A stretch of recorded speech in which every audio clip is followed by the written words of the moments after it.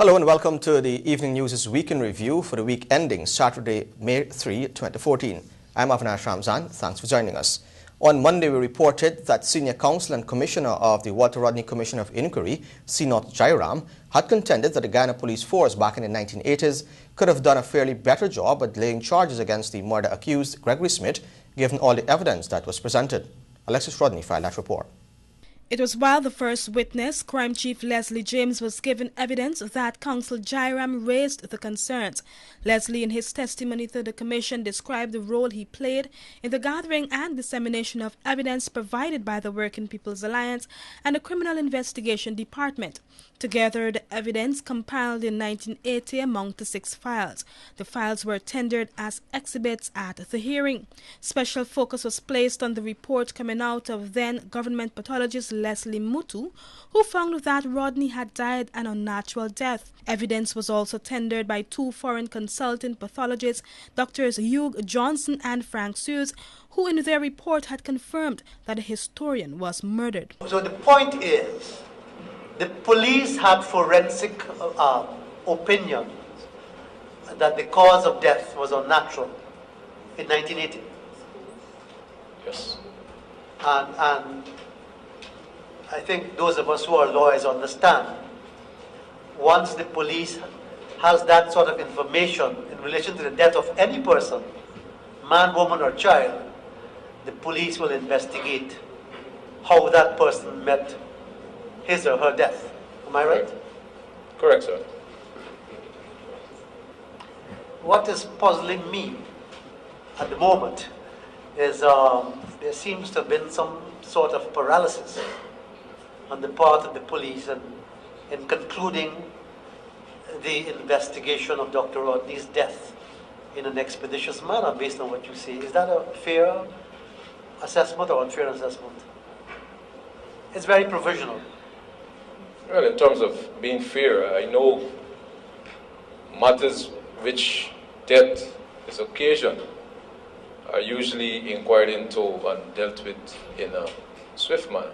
Yeah. But there are also some investigation that will take a long time to investigate. James read the report, which stated that Rodney was sitting in a stationary vehicle with his legs crossed and had a wooden box on his lap. Jairam questioned the reason for the police waiting 16 years for charges to be laid on the former electronics expert Gregory Smith, when all evidence pointed that he was in fact responsible for Rodney's death. The absence of explosive on the hands of Dr. Rodney may or may not be significant. Its absence may indicate that he was not assembling a device or had not recently assembled a device. Any explosive which may have been present at the time could have been lost during the first post-mortem. The hands were very wet and at the time of my examination were lying in the exposed parts of the abdomen. The label part, item 6-1, is typical of that found on a battery supplied to me by the GDF force in Georgetown. James said he could not explain since he joined the force as a constable some 6 years after Rodney's death. However, based on the files he had perused, there was sufficient evidence to lay charges against Gregory Smith. Smith had been fingered as the tool used by the PNCR government to kill former co-founder of the Working People's Alliance, Dr. Walter Rodney. On Wednesday, we reported that Cabinet Secretary Dr. Roger Luncheon announced that the government had moved to reject the work permit application for the head of the controversial U.S. Leadership and Democracy Project. Let's find out why in this report. Government means business, and as a result, it moved to revoke the work permit and stay of extension of the principal of the U.S. aid-funded IRI Leadership and Democracy Project, Glenn Bradbury. The Guyana government is also maintaining its position that it will not participate in further discussions on the controversial U.S. aid lead project unless it is halted. Cabinet Secretary Dr. Roger Luncheon, speaking during his post-cabinet media briefing at the Office of the President today, explained the move to take assertive action against the Canadian citizen who was contracted to implement the project. In the meanwhile, Mr. Glenn Bradbury, who is the principal official of the International Republican Institute, contracted by USAID to implement the LEAD project. In the meanwhile, Mr. Bradbury has had his extension of stay and his work permit in Guyana revoked. Dr. Luncheon said he took the opportunity to reiterate the administration's concerns about the project once again when he met the U.S. Ambassador D. Brent Hart. The Donald Ramotar administration wants a formal reply as to the status of the implementation of the project from Washington. We asked for a formal response since Cabinet's request was going to be transmitted officially to the American government. And we asked for a timely response also, both of which the ambassador undertook to have honored. Government is also contending that comments made by the U.S. ambassador on the project were disrespectful and revealing for the most part. I mentioned earlier, observed that the U.S. ambassador had made on the 27th of March, after the meeting with the president, what I refer to as a revelation that indeed the project was being implemented.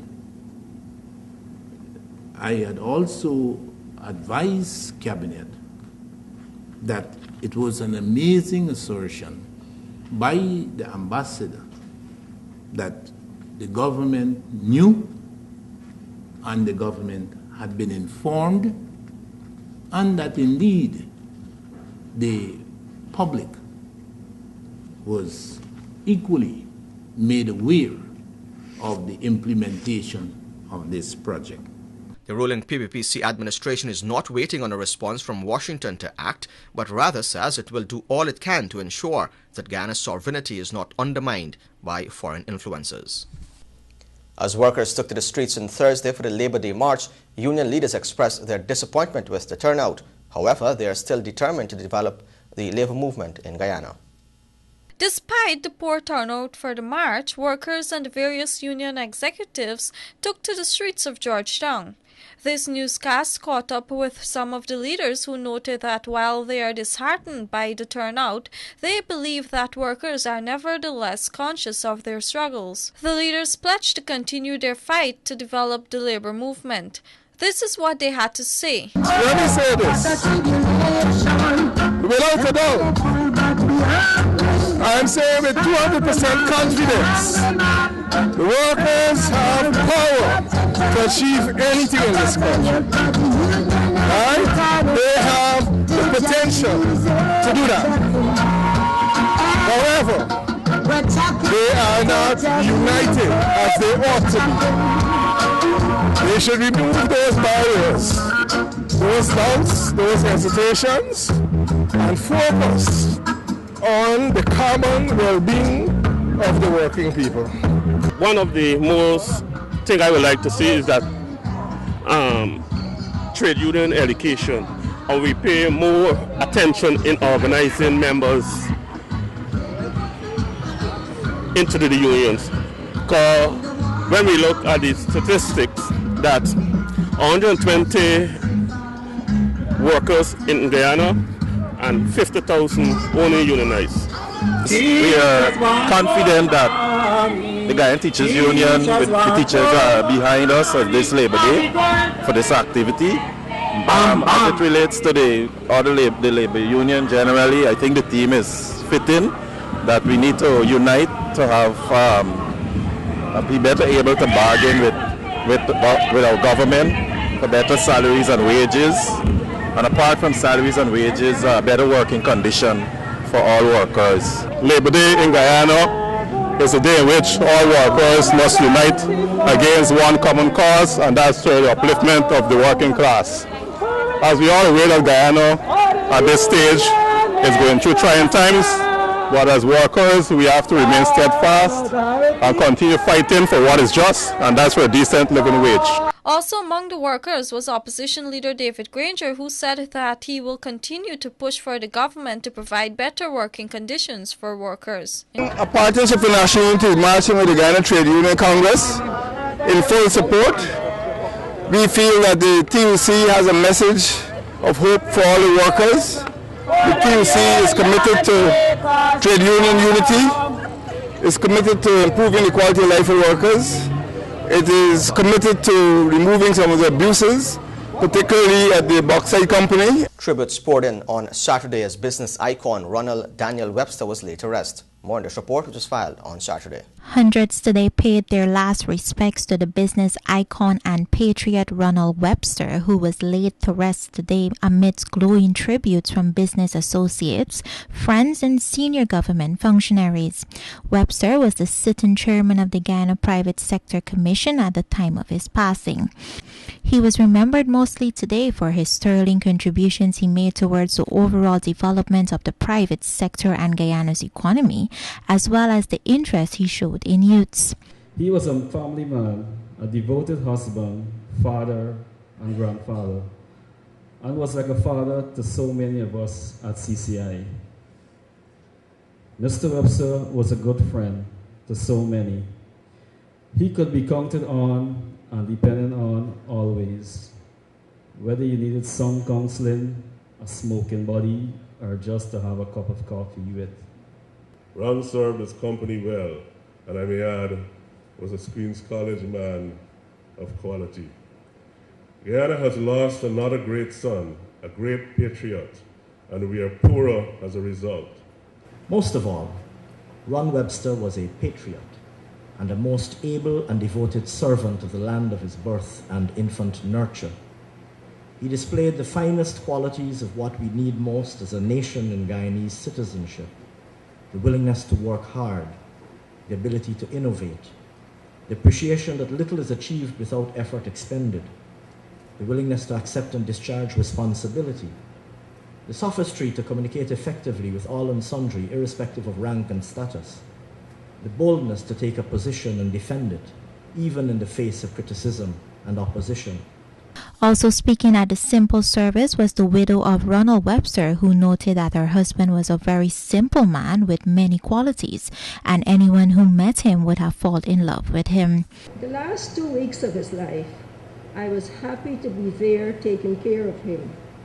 I prayed with him, and I hope he made the right decision. Only God knows. I was overwhelmed by the many glowing tributes and expressions of sympathy we received, and I thank everyone most sincerely. We will miss him, but he will always be in our hearts. His memory will be cherished, and I hope we will be together again in eternity. Webster, aged 72, passed away at 3:30 a.m. on the 28th of April 2014, losing the battle to cancer. And finally, in the Week in Review, President Donald Ramotar has accused the opposition parties of defending drug lords and other unsavory characters by refusing to pass the anti-money laundering legislation. This report was filed on Saturday. President Donald Ramotar today said the opposition's uncompromising stance on the passage of critical anti-money laundering legislation is a clear indication that it is sheltering criminals. This is a bill to fight against money laundering, and we know that a lot of drug money, they are laundered in many countries, and this is a bill to fight that kind of thing. So who is the opposition defending when they are now going against this bill? They are defending, objectively they are defending the drug lords everywhere. They are opening our country to serious danger because this bill has a result of international agreements in order that all of our country can have similar legislation to fight against drug trafficking and money laundering. Ramotar posited that the opposition continuously takes the position that it is in the fight against corruption and drugs, yet it refuses to pass a bill that would essentially aid in that fight. Again, we see that the opposition totally disregarding this. This bill, this is an anti-corruption, anti-money laundering bill. The opposition keeps talking about corruption, and here they are trying to knock down a bill that will fight corruption. Clearly, they are displaying where they stand on this issue. The president's criticisms are not new. As a matter of fact, the ruling party has, since the Jagdeo administration, accused the People's National Congress-led opposition of undermining legitimate efforts of the state to fight crime and criminality, especially as it regards trying to prosecute those associated with the narco crimes. And with that, we have come to the end of the Evening News' Week in Review for the week ending Saturday, May 3, 2014. I'm Avinash Ramzan. Thanks for watching.